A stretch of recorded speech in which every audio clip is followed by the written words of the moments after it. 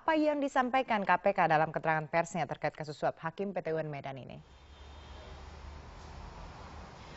Andini, tadi sekitar pukul 30 baru saja selesai konferensi pers yang dilakukan oleh KPK. Tadi dilakukan oleh Johan Budi, kemudian ada PLT Wakil Ketua KPK Indrianto Seno Aji, dan juga ada PLT dari Deputi Penindakan KPK yaitu Ranumi Harja.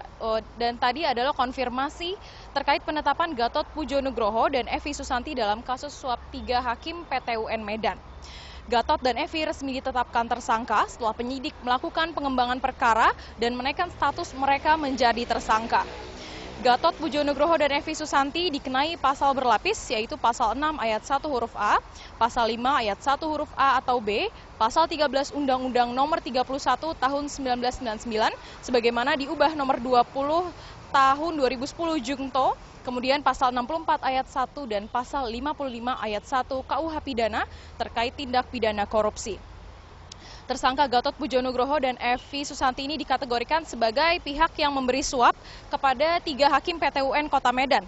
Namun tadi dalam konferensi pers, beberapa waktu lalu sempat dilakukan konferensi pers oleh Gatot Pujo Nugroho dan juga Evi Susanti yang menyatakan uang yang mereka berikan ini untuk fee pengacara, bukan untuk hakim. Namun tadi Johan Budi juga sudah menambahkan itu adalah hak dari Gatot Pujo Nugroho dan juga Evi untuk memberikan keterangan, namun nanti kebenaran ataupun tidaknya akan dibuktikan di pengadilan. Dan KPK tidak akan berhenti sampai di penetapan 2 tersangka ini saja. Tadi Johan Budi juga sempat menyampaikan KPK masih akan terus menyelidiki pihak-pihak yang terkait, dan nantinya jika ditemukan ada pihak terkait dalam kasus penyuapan 3 hakim PT UN ini, pihak tersebut akan diperiksa dan juga dilakukan tindakan oleh KPK. Gatot Pujo Nugroho dan Evi ditetapkan sebagai tersangka setelah penyidik menemukan 2 bukti permulaan yang cukup, dan nantinya bukti ini akan diungkap oleh KPK di pengadilan.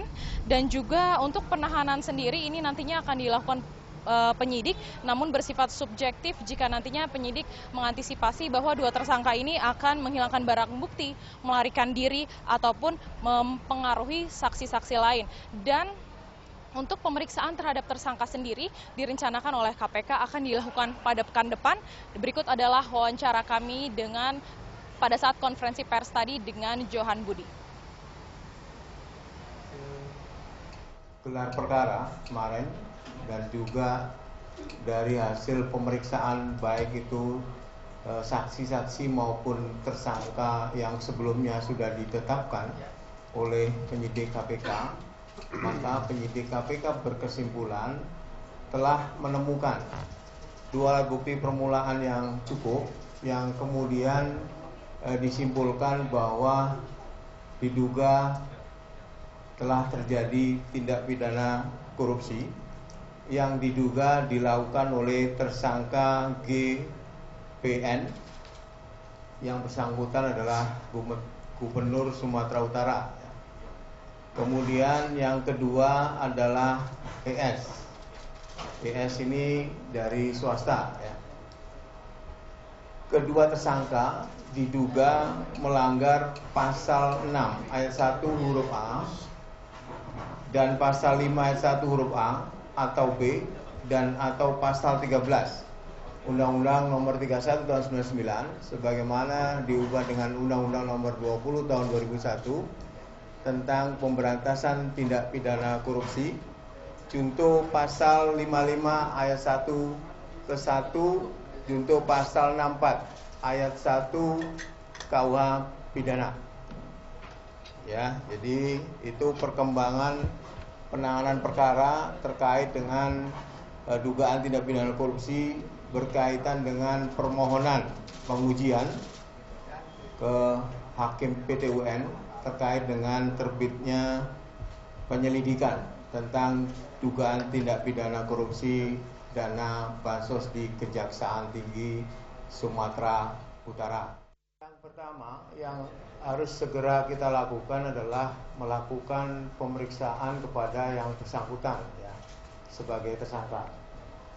Nah, apabila nanti menurut subjektivitas penyidik seorang tersangka perlu dilakukan penahanan, maka akan dilakukan penahanan.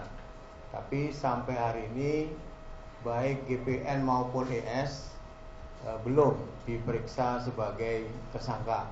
Kemungkinan pekan ini ya. Kalau nggak salah pekan ini, kalau nggak pekan ini ya pekan depan lah.